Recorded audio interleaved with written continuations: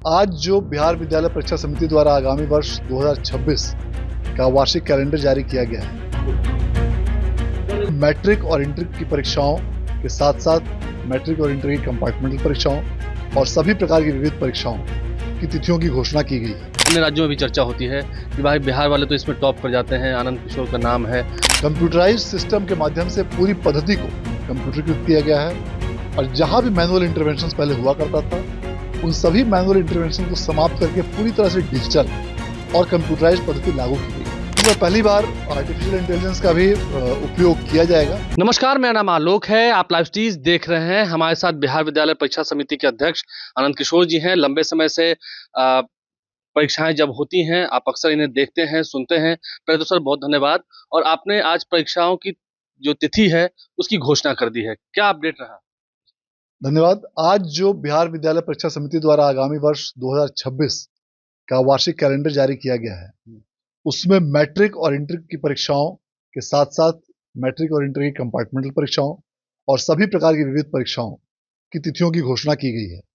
इसके अंतर्गत आगामी वर्ष 2026 में इंटरमीडिएट की वार्षिक परीक्षा का आयोजन 2 फरवरी से लेकर 13 फरवरी 2026 के बीच किया जाएगा और इसके बाद मैट्रिक की परीक्षा का आयोजन 17 फरवरी से लेकर 25 फरवरी के बीच किया जाएगा। इसके साथ ही मैट्रिक और इंटर की कंपार्टमेंटल परीक्षा इसके पश्चात अप्रैल और मई माह में आयोजित करके उसका परीक्षा फल भी मई या जून माह तक प्रकाशित करने का लक्ष्य रखा गया है।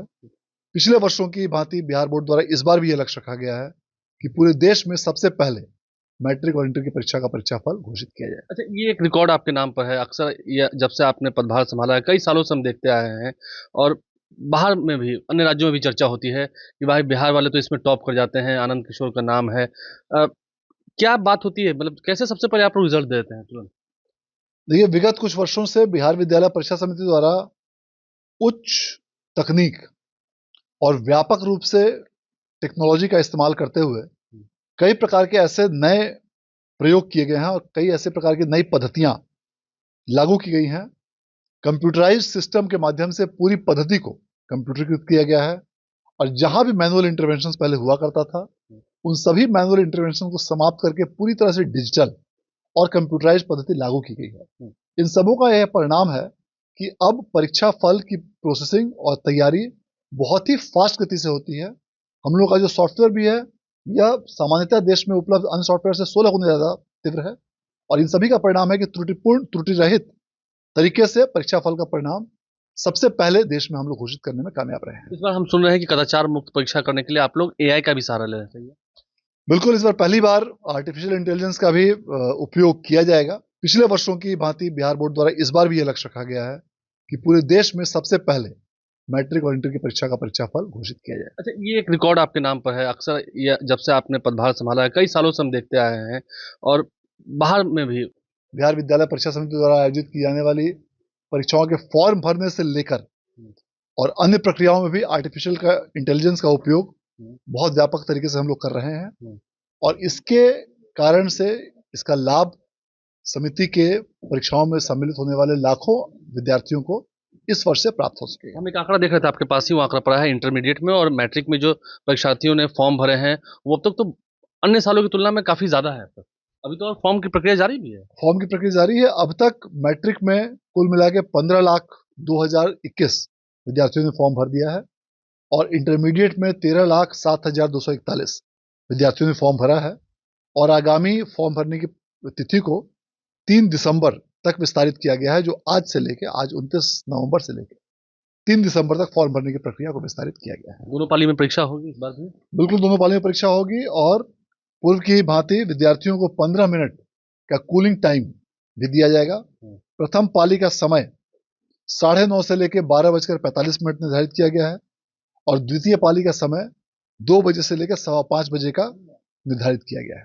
तो ये एक बड़ी बात है। हमारे साथ आनंद किशोर जी थे। उम्मीद है छात्रों का भविष्य और बिहार की जो बेटियां हैं वो तो हर बार पंचम रहती हैं, इस बार भी उम्मीद है आपको अच्छा रिजल्ट हो? बिल्कुल, छात्राओं का प्रदर्शन विगत कुछ वर्षों से कई मामलों में छात्राओं की तुलना में बेहतर रहा है। यह इस बात का परिचायक है कि राज्य सरकार द्वारा बालिकाओं की शिक्षा अर्थात गर्ल एजुकेशन को प्रमोट करने हेतु जिस किसी भी कई प्रकार की नई योजनाएं संचालित की गई हैं और ऐसे कई नए प्रयोग किए गए हैं, उसका सीधा परिणाम न सिर्फ उनके इनरोलमेंट पर दिखता है, बल्कि उनके पासिंग परसेंटेज और परफॉर्मेंस पर भी स्पष्ट रूप से बेहतर उसका परिणाम दिखता है। आप अपनी शुभकामनाएं दे रहे हैं, कभी से ट्राई कीजिए, बेहतर होगा। बिल्कुल, मैं आगामी परीक्षाओं में सम्मिलित होने वाले सभी विद्यार्थियों को शुभकामनाएं देता हूं और ये उम्मीद करता हूं कि आगामी परीक्षाओं में आप पूरी तरह से लगन, मेहनत और मनोयोग के साथ, तैयारी के साथ आप इस परीक्षाओं में सम्मिलित हों, ताकि इन परीक्षाओं में आपको बेहतर से बेहतर अंकों और प्रदर्शन की प्राप्ति हो सके। देखिए, हमारे साथ बिहार विद्यालय परीक्षा समिति के अध्यक्ष आनंद किशोर हैं, जिन्होंने ना कि सिर्फ अपने पदभार ग्रहण करने के बाद बिहार विद्यालय परीक्षा समिति की रूपरेखा बदली है, एक अच्छी मिसाल भी पेश की है और दावा कर रहे हैं कि इस बार भी पूरा प्रयास है कि सबसे बेहतर और सबसे जल्दी रिजल्ट बिहार विद्यालय परीक्षा समिति का हो। तारीखों की घोषणा हो चुकी है, तो सभी छात्र